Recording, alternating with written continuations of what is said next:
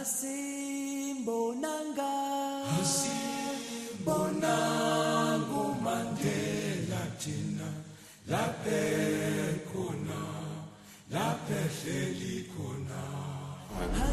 J'ai vécu pendant 20 ans un métier intensif où on n'avait pas trop le temps de pas de réfléchir, mais d'avoir sa part de citoyenneté vraiment réelle. Et après ça,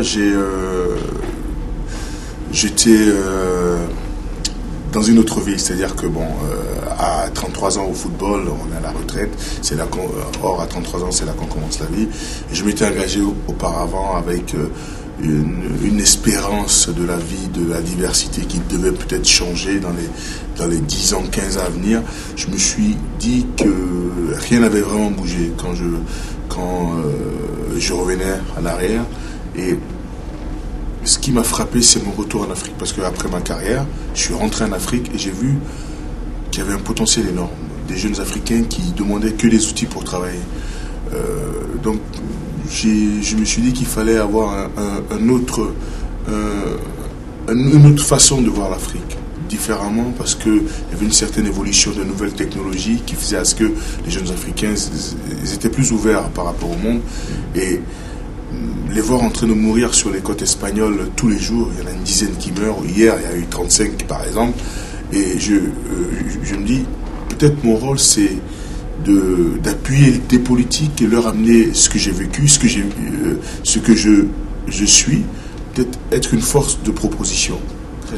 Être dans le concret, c'est-à-dire que j'ai créé une association qui s'appelle Entreprendre et réussir en Afrique depuis 8 mois, qui accueille des jeunes Africains qui ont envie de rentrer dans leur pays d'origine volontairement avec un projet qu'on met ensemble pendant 2-3 mois et qui eux apportent leur vraie expérience. C'est des modèles de réussite dans leur pays d'origine.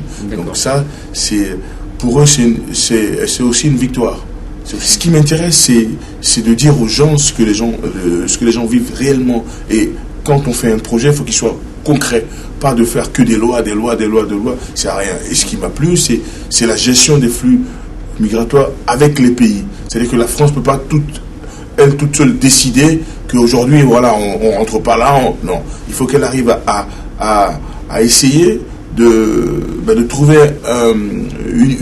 une gestion avec certains pays comme le Mali, la Côte d'Ivoire. Et on ne peut pas interdire aux jeunes de partir à l'aventure, mais essayer de trouver un équilibre et aussi qu'ils puissent avoir des projets de vie. C'est pas facile de voir des gens qui vivent dans des conditions inimaginables ici, quoi. C'est pas possible. Même en Afrique, ils ne vivent pas comme ça. Donc ça me fait mal au cœur. Moi, j'aime Marseille. J'aime Marseille parce que Marseille, c'est mes tripes. Parce que c'est une région qui me ressemble tellement dans tout, quoi. Je veux dire, il y a une sensibilité, il y a tout, quoi, cosmopolite. En même temps, il y a une certaine force. Bon, moi, j'ai des copains qui viennent à Paris, ils disent, mais écoute, on trouve rien à Marseille. Je dis, mais c'est que t'es aveugle, quoi. Il y a un truc qui va pas. T'as rien touché.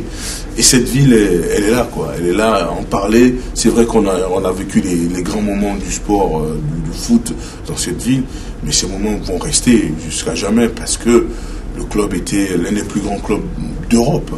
Et on a fait rêver beaucoup de jeunes ici et en même temps y revenir. Il y a une vraie passion, il y a Marseille, c'est pas comme les autres villes, quoi. J'ai pas rêvé d'être un footballeur dans ma vie, mais quand j'ai attrapé ce métier, je dis il faut que j'aille au bout, quoi. Mais mon engagement citoyen, il est pareil. Je vais m'engager auprès de Nicolas Sarkozy, même s'il est dans le creux, ben c'est à nous de lui dire, écoutez, Monsieur le Président, restez sur votre cap. La France a besoin de réformes, la France a besoin de pouvoir donner du bonheur aux gens, quoi. Même si ça va pas, mais il faut y aller. Je l'ai discuté, hein, mais pour l'instant, c'est pas ce qui m'intéresse. Ce qui m'intéresse, c'est le terrain, parce que je suis un homme du terrain. C'est le terrain, c'est de parler, c'est de toucher, c'est de vivre ce que j'ai envie dans ma tête. Je vais y arriver au bout parce que je sais que je suis un homme de conviction qui aime vivre ce qu'il espère.